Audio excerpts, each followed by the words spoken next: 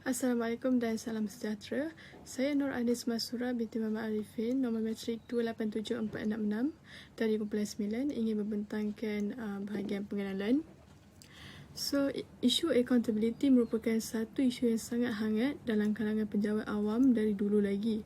Accountability membawa maksud kepada sebagai tanggungjawab kepada seseorang atau bertanggungjawab terhadap sesuatu. Dalam konteks kerajaan Malaysia, accountability bermaksud kewajipan untuk memberi jawapan dan penjelasan mengenai sesuatu tindakan dan prestasi kepada sesiapa sahaja yang berhak untuk mendapat jawapan dan penjelasan. Audit juga boleh ditakrifkan sebagai satu pemeriksaan, analisis dan penilaian yang berterusan dan sistematik terhadap sesuatu penyata kewangan, rekod, operasi dan kawalan sesebuah organisasi bagi menentukan sama ada pematuhan terhadap prinsip perakaunan, dasar pentadbiran, peraturan dan prosedur-prosedur. Dalam kajian ini kami telah memilih negeri Johor sebagai negeri yang kami kaji beserta isu accountability penjawat awam dan kelemahan pelaporan kewangan yang dikesan melalui laporan Ketua Audit Negara LKAN dari tahun 2005 hingga tahun 2020. Secara ringkasnya, pengauditan sering dikaitkan dengan accountability dan etika pejabat awam kerana dengan sistem pengauditan ini dijalankan, banyak kes yang melibatkan salah laku atau penyelewengan kewangan dapat penyelewengan kewangan yang berlaku dalam jabatan atau agensi dapat dikesan. Assalamualaikum Doktor, saya Nur Sharmila binti Anwar, nombor matrik 277444 akan membentangkan mengenai laporan Ketua Audit Negara mengenai negeri Johor Bahru bagi tempoh 2002 hingga 2020. Saya mengambil contoh dari tahun 2014 dan 2015 mengenai tahap penyediaan dan penyerahan penyata kewangan. Pada tahun 2014, tahap penyediaan dan penyerahan penyata kewangan negeri Johor adalah bertambah baik. Tahap pengurusan kewangan jabatan atau agensi negeri Johor telah menunjukkan prestasi yang memuaskan. Mereka boleh mengambil tindakan memperbetulkan kelemahan yang telah dibangkitkan oleh pihak audit dan juga mengambil tindakan mempreventif bagi memastikan kelemahan yang sama tidak berulang. Pada tahun 2015 pula, tahap penyediaan dan penyerahan penyata kewangan kerajaan negeri Johor dan agensi negeri juga bertambah baik. Dari segi prestasi kewangannya, kerajaan negeri perlu mempertingkatkan dan memperkukuhkan lagi supaya sumber pendapatan yang diperoleh berterusan dapat menampung perbelanjaan mengurus dan menanggung tanggungan semasa.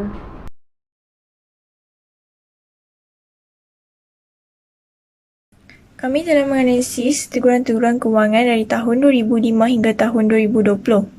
Sebagai contoh, pada tahun 2006, teguran-teguran kewangan yang dikeluarkan kepada Majlis Agama Islam Negeri Johor oleh pihak Perbendaharaan Negeri Johor adalah dikehendaki mengemukakan penyata kewangan yang tertunggak bagi tahun 31 Disember 2002 hingga 31 Disember 2005 kepada Jabatan Audit Negara, selewat-lewatnya pada awal bulan Januari 2007. Seterusnya, pada tahun 2007, teguran-teguran kewangan yang dikeluarkan kepada Majlis Agama Islam Negeri Johor adalah mengemukakan dan membentangkan penyata kewangan di Dewan Undangan Negeri.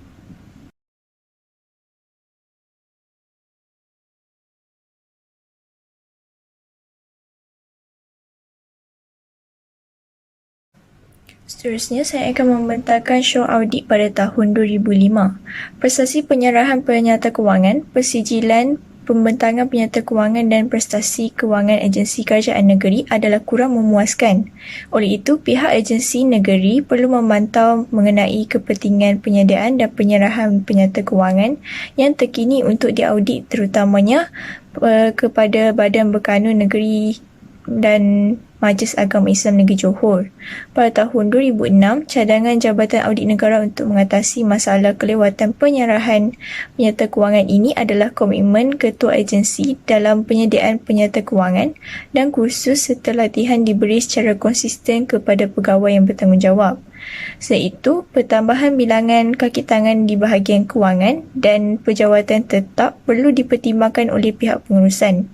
Pada tahun 2007, kepentingan pembentangan penyerta kewangan perlu diambil berat seperti yang telah termaktub dalam undang-undang. Prestasi kewangan perlu ditingkatkan bagi agensi yang mengalami defisit dan kekurangan aset semasa bersih agar dapat menampung perbelanjaan mengurus dan menanggung liability semasa.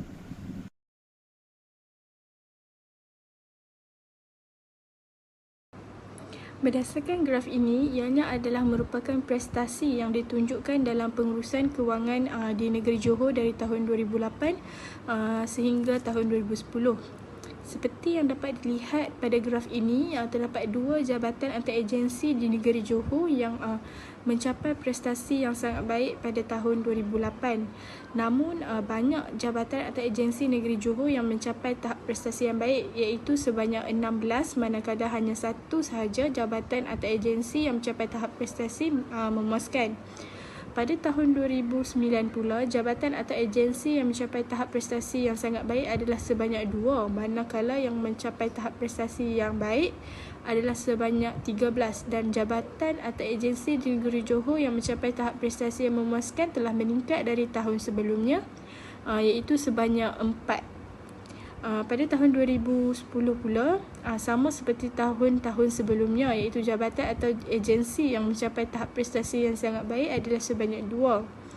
Prestasi pengurusan kewangan negeri Johor pada tahun 2010 telah menunjukkan peningkatan dan ianya dapat dibuktikan apabila sebanyak 19 jabatan atau agensi telah mencapai tahap prestasi yang baik dan tidak terdapat satu pun jabatan atau agensi di negeri Johor yang mencapai tahap prestasi yang memuaskan, dan ianya adalah merupakan sesuatu perkara yang sangat positif. Assalamualaikum, nama saya Nur Atira binti Mazan dengan nombor metrik 287481. Saya akan meneruskan pembentangan ini dengan 5.0, iaitu pandangan yang kritis terhadap penemuan kajian berserta dengan sokongan daripada kajian-kajian lepas. Berdasarkan analisis yang dibuat, merujuk laporan Ketua Audit Negara LKAN bagi negeri Johor Bahru, kami mendapati bahawa pengurusan keuangan bagi kerajaan negeri Johor masih menunjukkan prestasi yang baik. Hal ini kerana teguran-teguran yang dikeluarkan tidak begitu berat dan banyak cadangan penambahbaikan yang diselarakan bagi memperbaiki kelemahan yang berlaku dalam pengurusan keuangan bagi jabatan dan agensi negeri tersebut.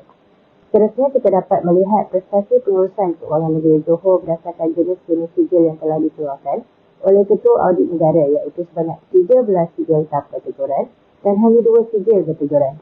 Perkara ini membuktikan prestasi pengurusan keuangan Johor berada di tahap yang baik.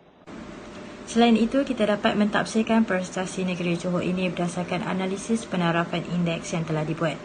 Hal ini kerana sepanjang tahun 2007 hingga tahun 2020, banyak jabatan dan agensi yang mencapai tahap yang cemerlang dan baik berbanding tahap tidak memuaskan. Sebagai contoh, pada tahun 2018, kita dapat melihat bahawa terdapat 4 jabatan dan agensi yang mencapai tahap cemerlang, 5 mencapai tahap baik manakala tiada yang berada di tahap yang tidak memuaskan. Kesimpulannya, prestasi pengurusan keuangan di negeri Johor sememangnya menunjukkan tahap yang baik, namun masih ada beberapa kelemahan yang perlu diperbaiki agar tahap pengurusan keuangan dapat dipertingkatkan lebih baik lagi. Menurut pengkaji lepas, Afifuddin Nur, Jabatan Audit Negara JAN adalah sebuah organisasi yang berkuasa yang diberikan kepercayaan penuh untuk menyelesaikan tanggungjawabnya yang dipertanggungjawabkan kerana ia tidak menyokong mana-mana pihak tertentu. Oleh itu, laporan audit yang disediakan oleh JAN boleh digunakan sebagai asas untuk menangani segala kekurangan, memperkukuhkan pengurusan dan pentadbiran serta mempertingkatkan accountability dan integriti Majlis Agama Islam Negeri Johor, di samping mematuhi kehendak undang-undang.